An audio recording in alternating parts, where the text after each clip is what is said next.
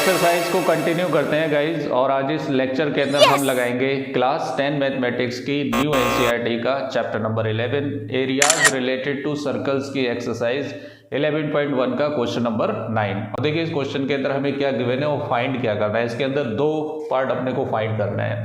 तो एक काम करते हैं, फिगर बनाते हुए चलते हैं और इसको पढ़ते हुए सॉल्व करते हैं। देखिए क्या दे रखा है क्वेश्चन के अंदर कि a brooch is made with silver wire in the form of a circle. Brooch जो आजकल स्कूल में बच्चों को एक रेस्पॉन्सिबिलिटी दे दी जाती है ना कि आप कैप्टन हो, एक वाइस कैप्टन हो, उस तरह के उनके ब्रॉच बना दिए जाते हैं अलग अलग।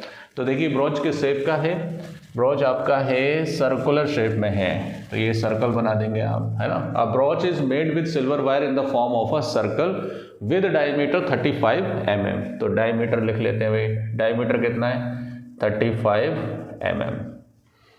The wire is also used in making 5 diameters which divide the circle into 10 equal sectors as shown in the figure। तो फिगर भी अपने को दिया है और बना भी लेते हैं इस फिगर को। अब 5 डायमीटर कैसे बनाए जाएंगे वो देखिए, छेड़ी छेड़ी, 2 हो गए, 3 हो गए, 4 हो गए, 1 2 3 4, है ना। एक और बना लेते हैं, ये बना लेते हैं, राइट। तो ये कितने हो गए 1 2 3 4 5। तो देखिए पहला ये हो गया, दूसरा ये हो गया, तीसरा ये हो गया, चौथा ये हो गया, पांचवा ये हो गया, राइट। एक जैसे तो नहीं बने, फिलहाल आप थोड़ा कोशिश करना है कि एक जैसे स्केल से बना लेना आप, है ना। कोई बात नहीं, चलिए आगे बढ़ते हैं।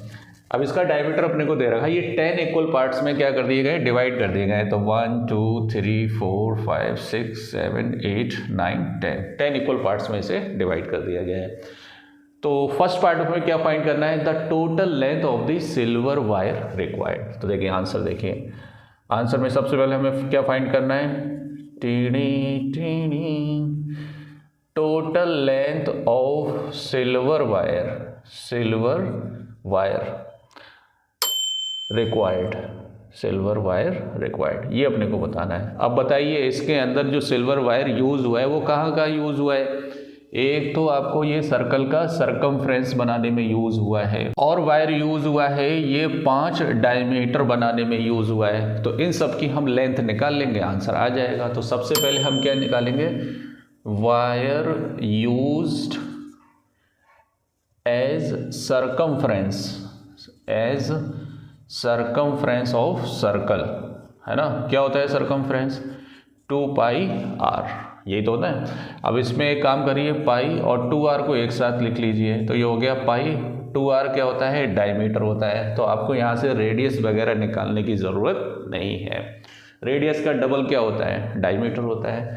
तो बताइए भाई कितना हो गया, पाई की वैल्यू 22/7 और डायमीटर कितना है 35, 7 5 तो ये हो गया 22 × 5। तो 5 2 10, 5 2 10 1 11 mm। इतना वायर तो यूज हुआ है इसका सरकमफ्रेंस बनाने में। एंड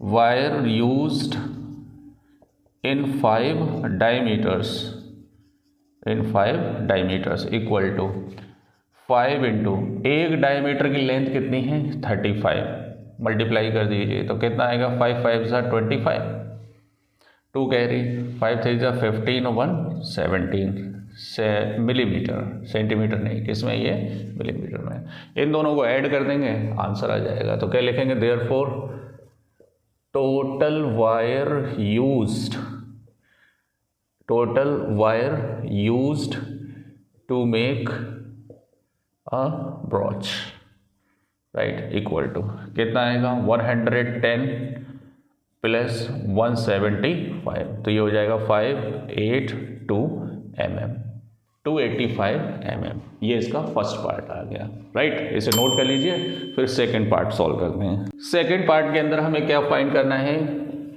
सेकंड पार्ट में फाइंड करना है the area of each sector of the brooch. तो क्या लिखेंगे, द एरिया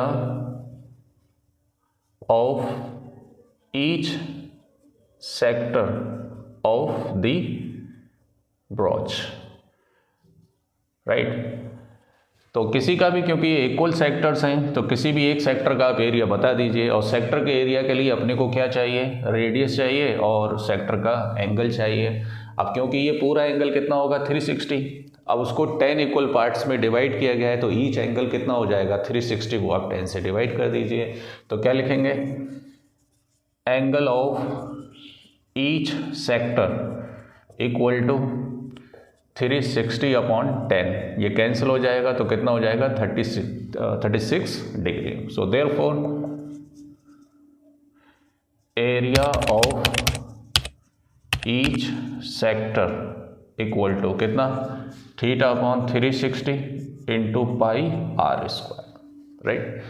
अब यहाँ पे थीटा की वैल्यू कितनी है 36 और नीचे 360, पाई की वैल्यू 22/7। अब यहाँ पर अगर आप रेडियस निकालेंगे तो ये कितना आएगा 35/2, क्योंकि यहाँ पे डायमीटर नहीं बन सकता है, तो इसलिए रेडियस अपने को सेकंड पार्ट में लिखना पड़ेगी। तो ये 35/2 का होल स्क्वायर है, तो इसे आप 2 बार मल्टीप्लाई कर दीजिए।